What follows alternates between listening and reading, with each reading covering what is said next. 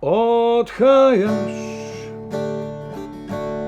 grlu lomi se krik, zaprta so vrata, za vratom je štrik. Odhajaš in zdaj res vem, kaj je nemoč, kaj je samota, kaj bolečina, kaj žalostni tonč. V življenju sem se z različnimi oblikami duševnih stisk in duševnih bolezni srečal kar nekajkrat, večinoma posredno. Bodi si v širšem sorodstvu, bodi si v krogu znancev in prijateljev.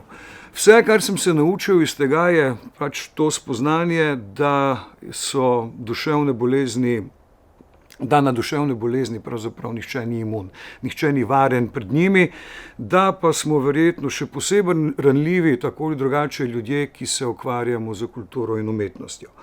Morda sem v preteklosti tudi sam v različnih stiskah zašel zelo blizu tega nevarnega brezna, pa me je pred zdrsem vanj po vsej verjetnosti v veliki meri rešila tudi možnost oziroma privilegij, da svoja čustva, svoje občutke na nek način kanaliziram, jih spravim na papir ali jih celo uglasbim, kot je v primeru pesmi, ki sem jo zapel na uvodu.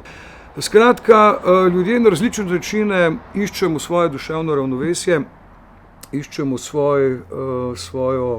svojo duševno stabilnost in se seveda spopadamo in soočamo z različnimi stiskami in duševnimi tegobami. Verjetno mora vsak poiskati nek svoj način, težko je najti neko enotno pravilo, nek enoten recept, obstajajo različne oblike in verjamem, da v dobršni meri uspevajo. Kadar pa so seveda te stiske, te tegobe prehude, da se sami enostavno več ne moremo kosati z njimi, je nujno poiskati strokovno pomoč, nujno je o teh stvareh spregovoriti na glas in seveda to početi brez kakršnega koli občutka sramu ali krivde. Konec koncev je svetloba praviloma dosti bliže, kot se nam zdi, kadar smo globoko v temi.